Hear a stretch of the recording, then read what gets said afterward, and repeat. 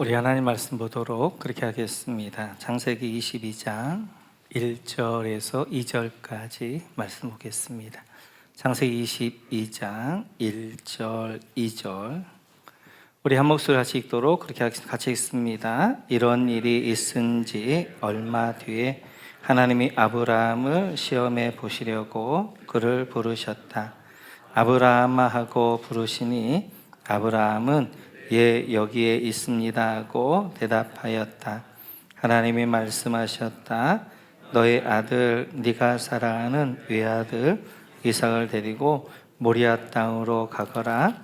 네가 너에게 일러주는 산에서 그를 번제물로 바쳐라. 아멘.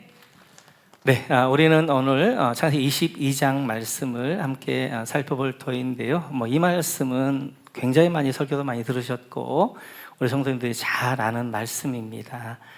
어떻게 보게 되어지면 아브라함이 최고의 믿음의 절정이라고 할 수 있지요. 그래서 이제 모리아 산에서 믿음의 절정에 오르게 되어지고, 그리고 이제 23장에서는 사라가 죽게 되어지고 24장에서는 아브라함 이삭을 결혼시키게 되어 한 가정을 이루게 되어지고 25장에 아브라함이 죽습니다. 그러면서 이제 점점 이제 그의 인생이 마무리하게 되어지는데, 그래서 어떻게 아브라함의 믿음에 대한 이야기는 이제 22장이 최절정이 되어져요. 그래서 이 창세기 22장은 조금 자세하게 좀 저희가 살펴보려고 합니다. 그래서 지금까지 성경은 이제 중요한 포인트들을 이렇게 한두 개를 잡아서 한 장을 정리를 했는데, 우리 22장은 조금 저희 신앙에 굉장히 중요한 부분이기 때문에 좀 자세하게 조금 깊이 그렇게 나누도록 그렇게 할 것입니다.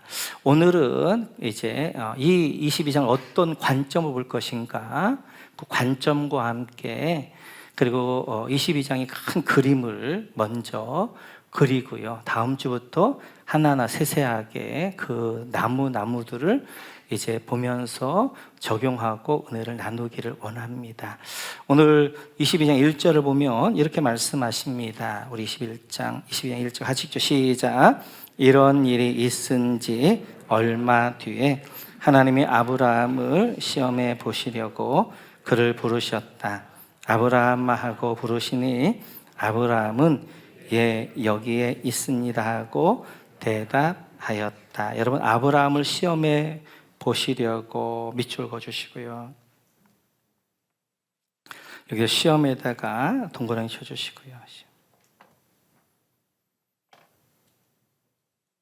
오늘 하나님이 아브라함을 시험해 보시려고 했다는 것입니다. 이게 중요한 창세기 20장의 관점인데, 근데 이 시험이라는 의미를 우리가 조금 잘못 해석해서 이 창세기 22장이 진짜 모세가 기록할 때 하나님이 우리에게 주시고자 하는 본질적 의미를 많이 우리가 놓칠 때가 있습니다. 그렇게 해서 이 시험이라는 것을 어떻게 해석하냐에 따라서 오늘 창세기 22장은 굉장히 많이 다르게 이제 이 본문이 보이게 될 터인데요. 그래서 이제 우리 보편적으로, 저도 이제 어렸을 때부터 이런 설교를 좀 듣지요. 하나님이 아브라함에게 시험을 하셨는데, 하나님을 사랑하는가 독자 이삭을 사랑하는가 시험하셨고, 그 시험에 아브라함이 합격해서 아브라함이 믿음의 조상이 되어졌다. 우리는 믿음은 하나님보다 더 사랑하셨으면 안 된다, 이런 식으로 우리가 이제 말씀을 좀 들었습니다. 그런 말씀을 들을 때마다 조금 마음이 좀 불편했어요. 그건 아닌 것 같은데, 그런 생각이 좀 들었습니다. 그래서 이제 이런 아브라함과 같이 믿음의 사람이 되기 위하여서는 이제 사랑 독자 이삭이라도 하나님께 바칠 수 있는 믿음이 되어져야 이제 하나님 기뻐하는 믿음이다라고 그런 설교를 들을 때마다 제가 어린 신앙에 이런 마음이 들었어요. 좀 절망감이 들었습니다. 왜냐하면 나는 사랑하는 자녀뿐만 아니라 내가 하나님보다 더 세상에 사랑하는 게 많이 있거든요. 그런데 믿음이라는 것은 모든 것보다 하나님을 가장 사랑해야 된다.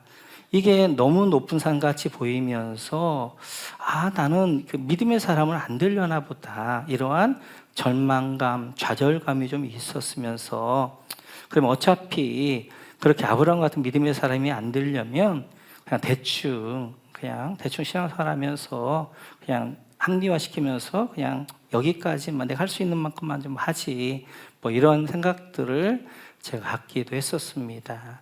또 이런 무서움들이 있더라고요. 하나님보다 더 사랑하는 걸 있으면 하나님이 빼앗아오면 바치라고 하면 어떠나, 그래서 내 자녀를 하나님이 빼앗아오면 어떠나, 이러한 공포감도 좀 있고, 내가 세상에 사랑하는 것들을 하나님이 다 빼앗아오면 어떠나, 이런 공포감도 있으면서 공포의 하나님이 내 안에 이렇게 이제 자리하는 것들을 보았습니다. 근데 그러면서 설교를 들으면서 그건 좀 아닌 것 같은데, 하나님 그런 분 아니신데, 좀 이런 생각이 좀 이제 들면서 오늘 본문을 저희는 조금 다른 관점으로 보려고 합니다. 이 시험이라는 말이 히브리어로 나사라는 말인데요. 이제 이 나사라는 말에는 세 가지 의미가 있습니다. 하나는 테스트, 시험이라는 의미가 있게 되어지고, 또 하나는 훈련이라는 의미가 있게 되어지고, 또 하나는 유혹, 템프트라는 그런 의미가 있게 되어집니다. 이 세 가지 의미가 있는데, 이 세 가지 의미가 어떻게 달라지냐면 누가 시험의 주체냐 하는 것에 따라 달라지게 되어져요. 그래서 이제 사탄이 시험을 주는 것, 사탄이 주는 시험, 사탄이 시험의 주체가 되어지는 것은 유혹입니다. 미혹입니다. 우리를 망하게 하고 넘어뜨리게 하고 쓰러지게 하고 이제 이런 것들이 되어지고요. 하나님이 주신 시험에는 두 가지가 있어요. 하나는 테스트, 시험이 있게 되어지고, 또 하나는 훈련이 있습니다. 그래서 하나는 우리를 테스트해야 하는 것도 있고, 또 하나는 나를 그 시험을 통해 더 단단한 사람으로, 더 강한 사람으로 믿음을 만들어가는 훈련이 있게 되어지고요. 그러면 오늘 이 본문에 나와 있는 창세기 22장 1절에 나와 있는 하나님이 아브라함을 시험하셨다, 이 시험이란 말은 이 세 가지 의미, 사단이 주는 미혹은 아니었잖아요. 하나님이 주셨기 때문에. 유혹은 템프트는 아니었단 말이에요. 그러면 테스트나 아니면 이제 훈련 중에 하나일 터인데, 여기는 테스트가 맞긴 합니다. 그래서 여기서 시험은 하나님이 테스트하신 것은 맞아요. 테스트가 맞는데, 테스트에는 두 가지 강조점이 있어요. 하나는 테스트를 해서 합격이냐 불합격이냐 이런 테스트하는 것에 강조점이 있는가 하면, 하나는 테스트에서 어떤 것들을 확증해주고 입증해주고 뭐가 드러나는 것이 있습니다. 근데 여기 창세기 22장에서의 테스트라는 것은 네가 하나님을 사랑하느냐 아들을 사랑하느냐, 한번 이제 그 시험해 봐서 둘 중에 합격 불합격 이거 하기 위한 시험이 아니라 훨씬 더 뒤에 있는 강조점, 하나님이 이제 아브라함의 믿음을 확증해주고 입증해주고 드러내기 위한 시험인 거예요.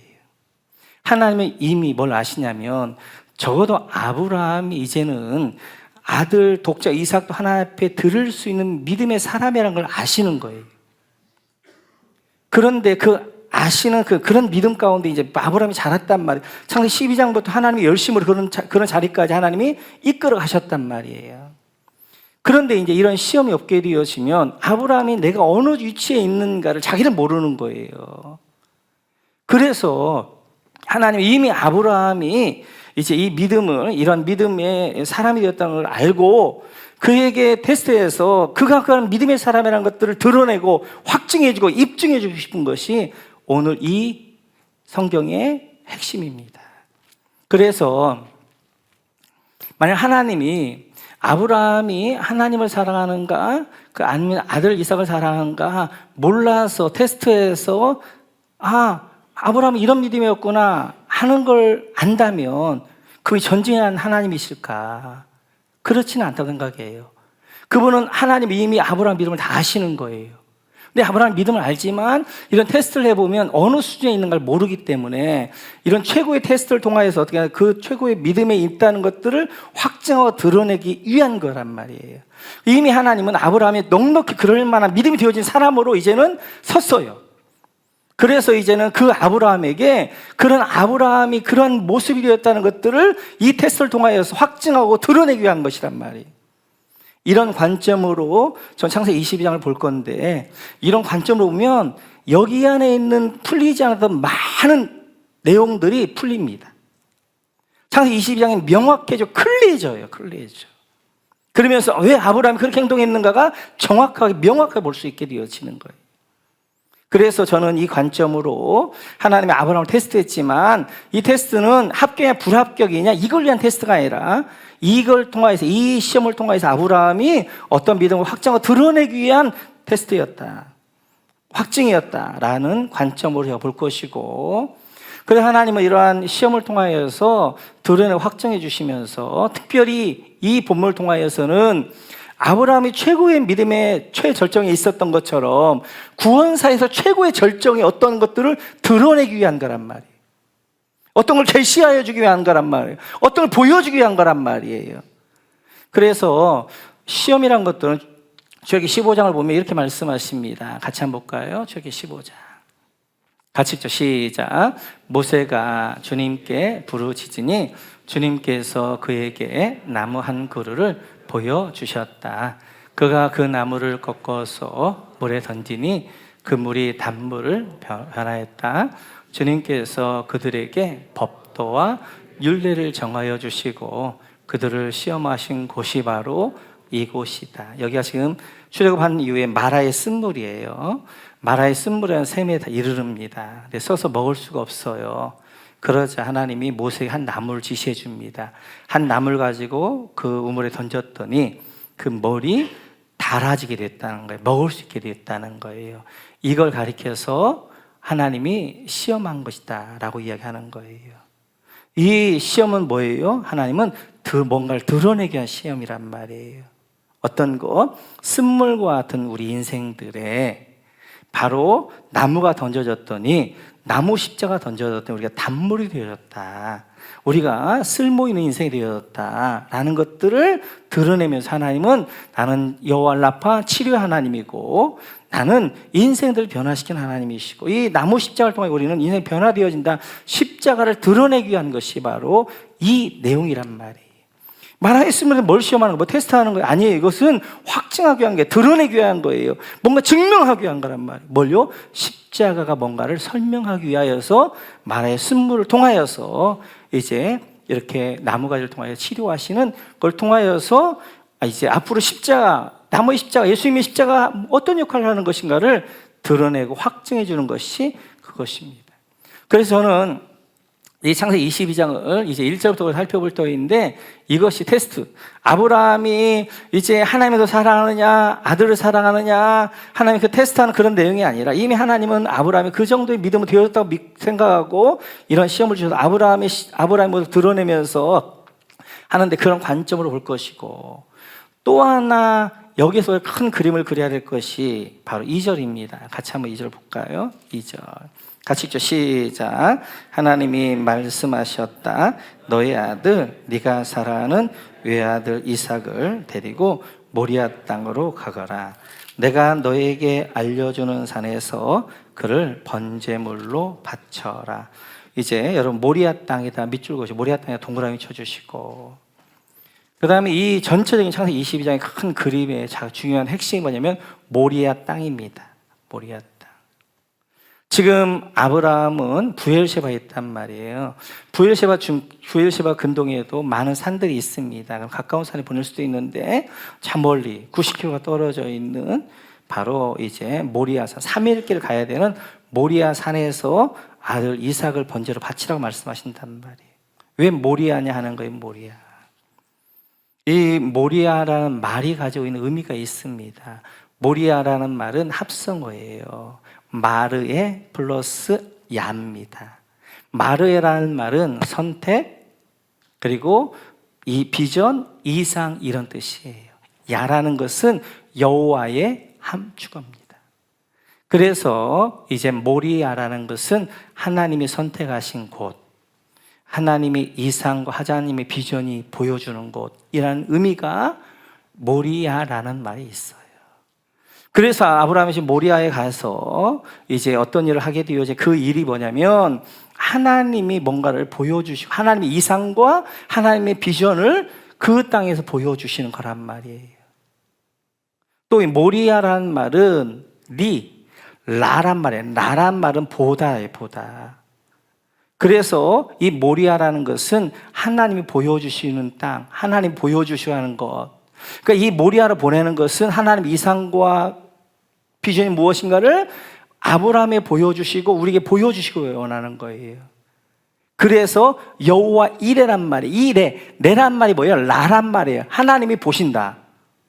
하나님 보시고 준비하신다. 그래서 그 땅이 뭐가 되냐? 여호와 이레가 되어지는 거예요. 자, 그러면 하나님이 아브라함을 모리아 산으로 보내면서 하나님의 이제 이상이 무엇인가, 하나님의 비전이 무엇인가, 하나님께서 우리에게 보여주시고 하는 무엇인가 하는 것들을 우리가 살펴볼 터인데, 그럼 모리아 땅은 어떤 땅이냐 하는 거예요.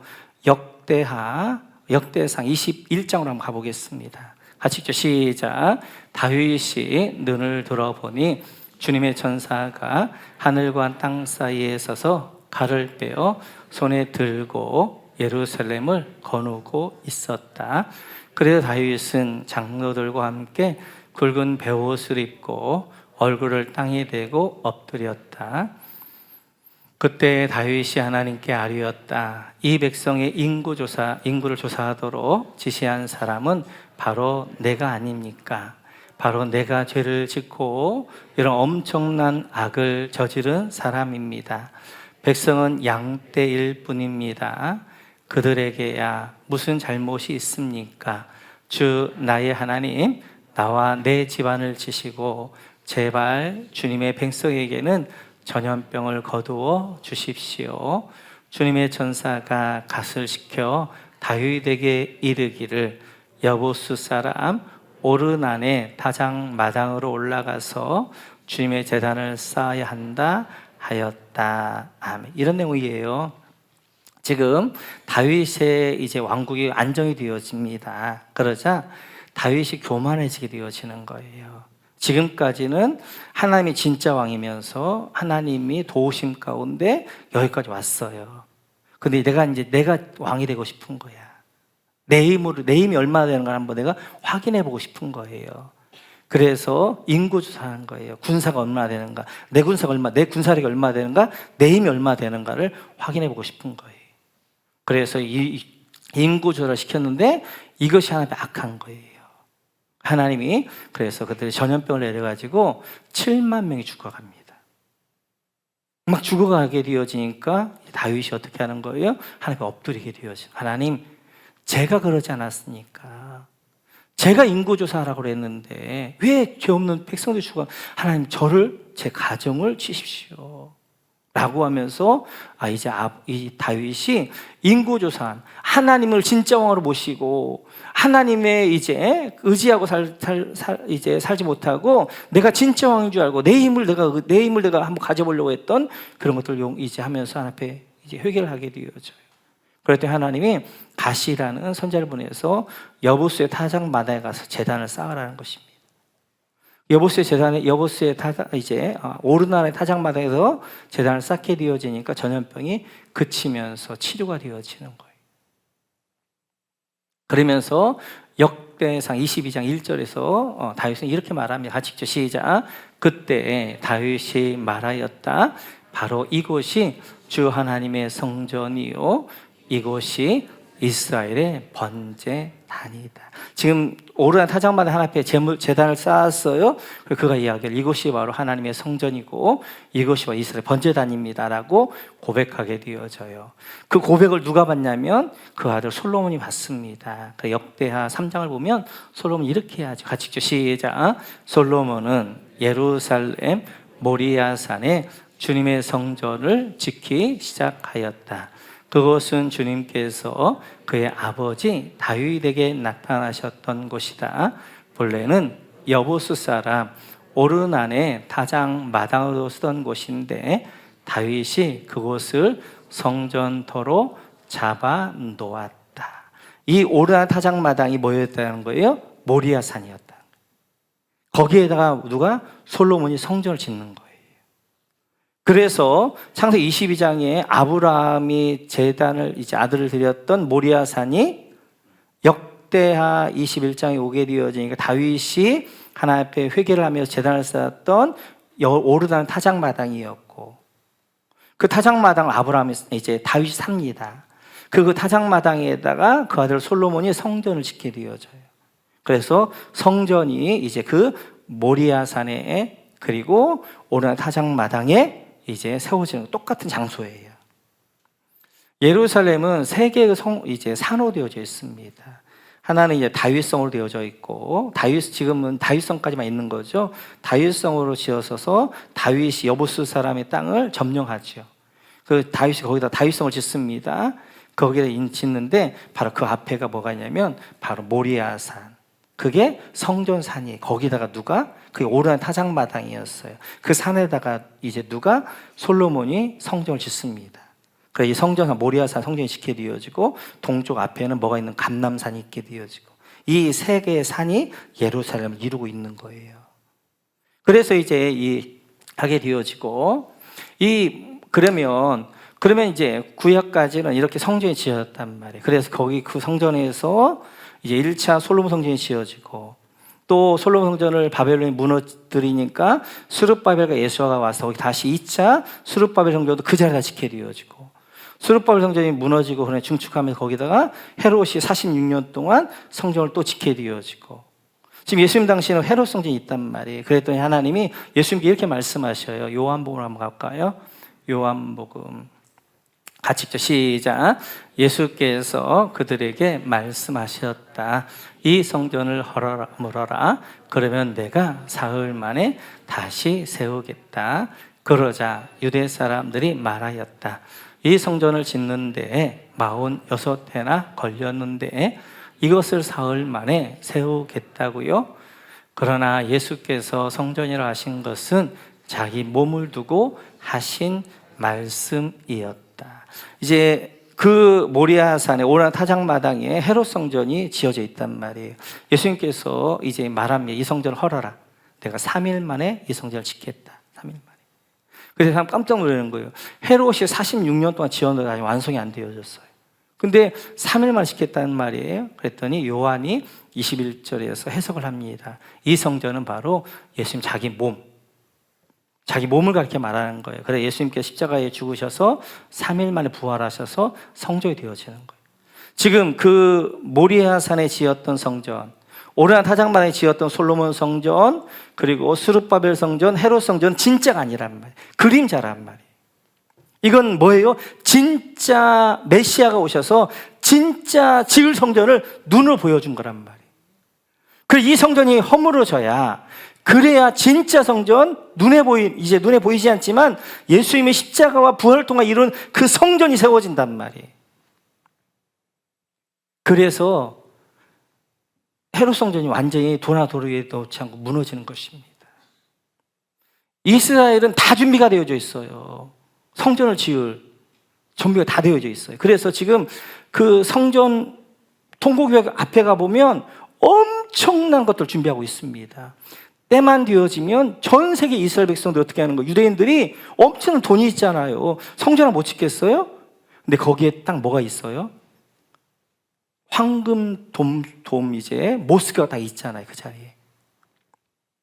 그래서 지금 그 성전이었던 그 모리아산 그 자리에 뭐가 있는 거예요? 바로 모스크가 있는 거예요. 황금으로 되어진 그 이제 황금 돔으로 되어진 모스크가 다 있는 거예요. 그러니까 성전을 못 짓는 거예요. 하나님 성전을 못 짓게 하는 거예요. 예수님 오실 때가 못 짓는 거예요. 못 지으려면 뭐가 아니면 그 안에 다른 게 있어야 되는. 그래서 모슬렘들에게 예루살렘은 세 번째 성지잖아요. 왜요? 여기서 마호메트가 뭐 했다고 하는 거예요? 그들은 승천했다고 하는 거예요. 그 승천은 그 자리에다가 그들은 황금돔을 지어놓았잖아요. 그러니까 지금도 통곡의 서쪽 벽에서 어떻게 이스라엘 백성들은 거기 통곡하면서 매일 기도하는 거예요. 이 모습을 무너뜨려 주시고 우리가 다시 한번 성전을 지켜주십시오. 못 짓는 거예요. 왜요? 이미 성전에 오셨으니까. 그러면 많은 분들이 이스라엘 그렇게 힘도 있고 그러는데 왜 예루살렘 안에 있는 그 모스크 하나 못 부시나? 못하는 거예요. 못하는 거. 다시는 이제 다시는 건물 성전은 없는 거예요. 왜요? 진짜 성전 예수님 오셨기 때문에. 그래서 이제 오늘 창세기 22장은 결국 모리아산은 뭘로 연결되어진 거예요? 오르난 타작마다 연결되어지고, 그 자리는 바로 솔로몬이 성전을 건축했던 곳, 그리고 스룹바벨 성전을 건축했던 곳, 성전의 그 자리가 되어지는 거예요. 그래서 이제는 그 눈에 보이는 성전은, 과거의 성전은 뭐 하는 거예요? 이제 앞으로 올 진짜 성전, 바로 예수님 그 성전을 예표하는 것이고, 그것은 무너져야 진짜 성전이신 바로 예수님의 성전이 남게 되어지는 거예요. 그러면 모리아산하고 오르난 타작마당하고 성전하고 공통점이 있어요.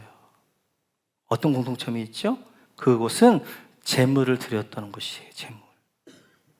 그래서 이제 모리아산에서 어떻게 하는 거예요? 이삭을 제물로 바치려고 했는데 하나님이 어린 양을 제물로 바치게 되어지고, 오르난 타작마당에서는 다윗이 회개하면서 번제를 드렸던 것이고, 성전에서는 매일매일 어떻게 하는 거예요? 번제, 제사에 드려졌던 거.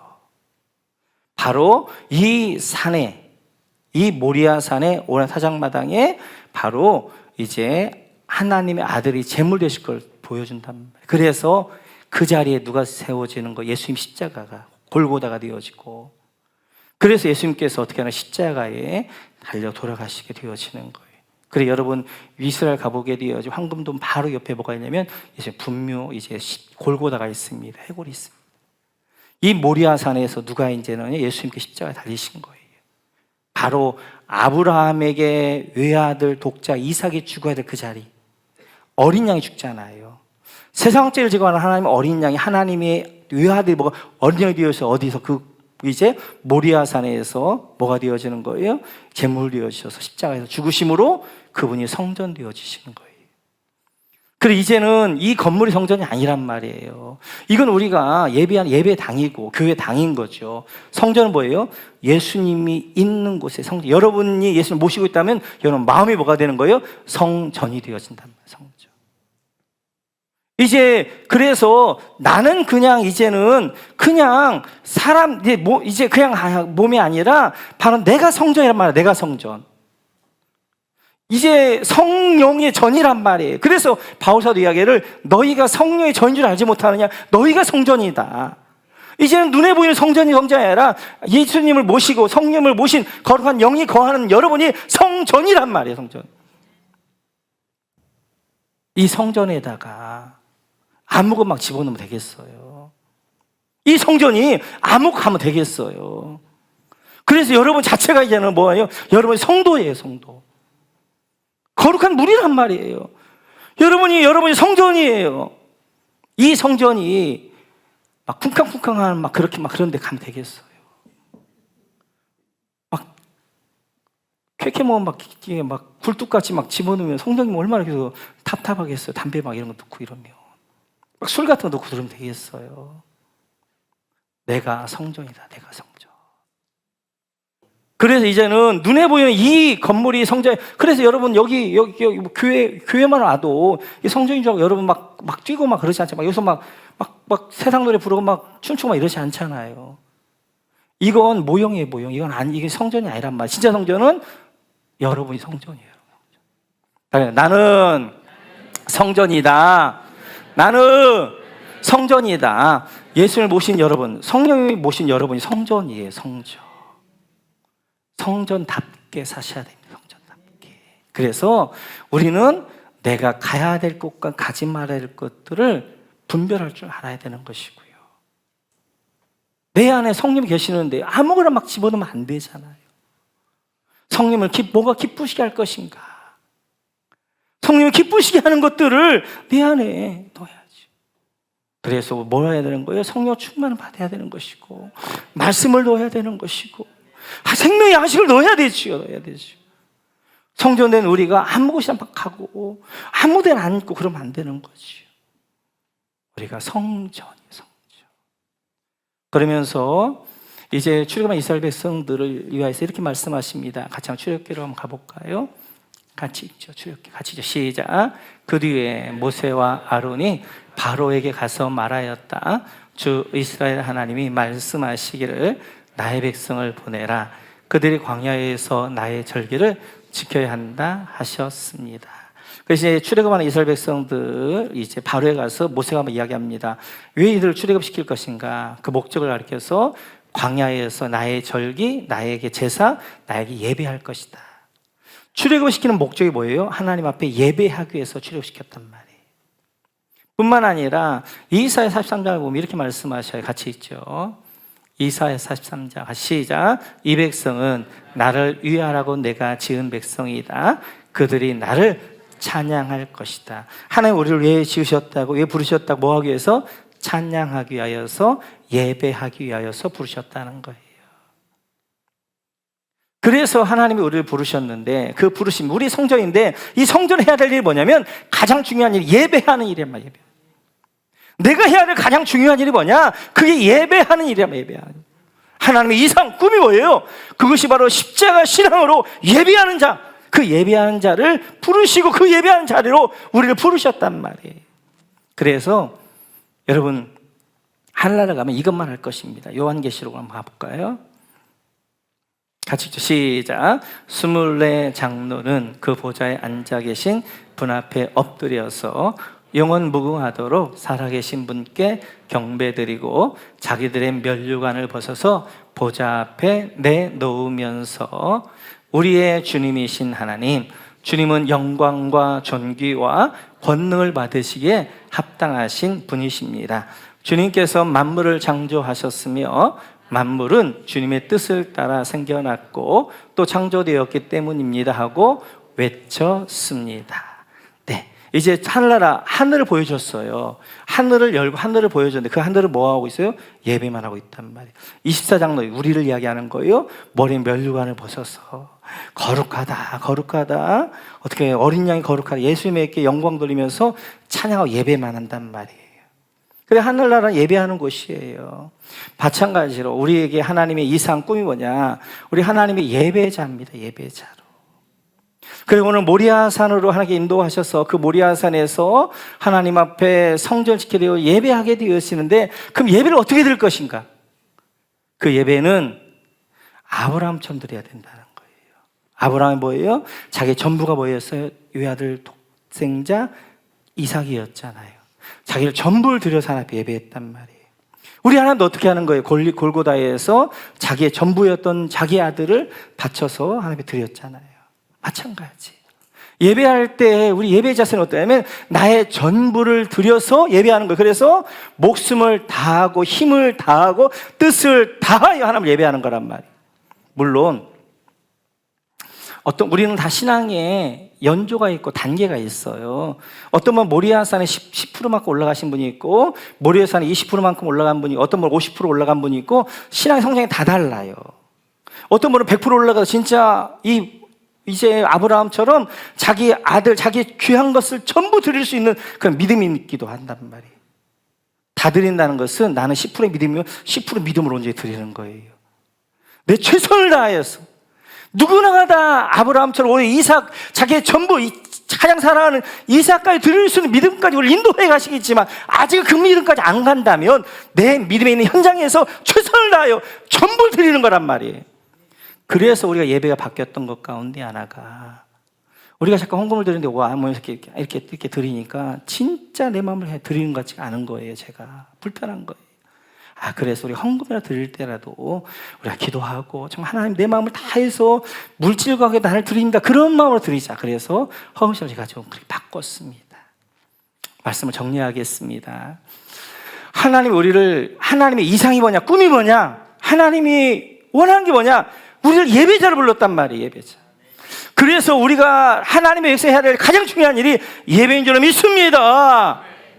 예배. 여러분 주일날 예배를 갈 것인가 놀러 갈 것인가 기도해 보세요. 하나님 놀러 가면 놀러 가요. 예배 가면 예배 가셔야 돼요. 수요 시간이 되어졌어요. 수요 시간에 내가 집에 쉬는 게 하나님의 뜻인가 아니면 교회 가는 게 하나님의 뜻인가 기도해 보세요. 뭐가 하나님의 뜻인가? 하나님이 쉬라면 쉬세요. 하나님이 불신자 만나면 불신자 만나세요. 그런데 하나님이 내가 예배 잘 부르지 않아? 예배하라 하면 예배 가는 거예요. 새벽도 마찬가지예요. 새벽 예배 여러분 기도해 보세요. 하나님이 그냥 너 몸이 중요하니까 너 육신적으로 좀 쉬어. 그럼 쉬세요.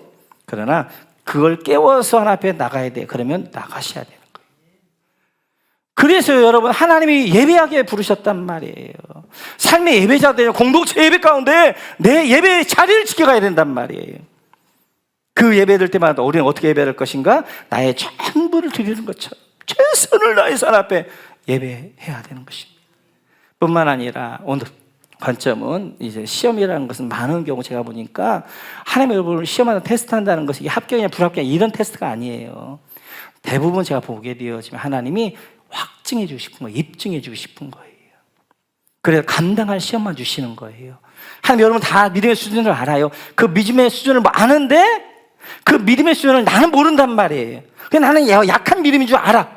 근데 하나님이 어떤 시험을 딱 줘가지고 어떻게 하는 거예요? 그걸 통과하게, 난 이 정도 믿음 되는구나. 이 정도 이겨갔구나. 나는 모리아산에 한 20, 30% 올라가 있구나. 나는 모리아산 한 50% 올라가 있구나. 그것들을 확증해 주는 게 시험이란 말이에요. 그래서 야고보서는 뭐라 말씀하고 너희가 여러 가지 시험을 맞는 것은 기쁘게 여기라는 거예요. 왜요? 하나님이 날 인정해 주신 거예요. 인정해 주신 거. 이제는 이 정도는 이겨갈 수 있는 신앙이 됐으니까 네 신앙이 어떤 신앙인가를 너는 한번 보아. 그렇게 입증해 주시는 것이 바로 시험이에요. 여러분 시험 당하고 계십니까? 어려움 당하고 있습니까? 하나님이 나를 사랑하지 않아서 왜 나에게 이런 어려움과 이런 고난과 이런 어려움을 주십니까? 아닙니다. 여러분이 그걸 넉넉히 이길 만한 능력이 되니까 여러분의 믿음을 인정해주고 입증해주게 해서 지금 여러분 시험을 주시고 통과시켜 하시고 인도해 주시게 되어지는 거예요. 그래서 우리가 어려가 시험을 만날 때마다 그 시험을 자꾸 테스트 생각해가지고 하나님을 테스트하나? 나 합격 불합격이다. 불합격되면 어떻게 하나? 이게 아니라 여러분보다 더 잘하시는 거예요. 여러분 능력도 더 잘하는 거예요. 여러분 믿음도 더 잘하는 거예요. 그 넉넉하게 그걸 이겨갈 수 있을 능력이 되니까 그런 시험을 주시는 것이고, 그래서 여러분들 시험을 이겨서서 하나님 앞에 여러분 믿음이 아름답게 입증되어지고 증명되어지는 여러분 모두가 되시기를 주님의 이름으로 축원합니다.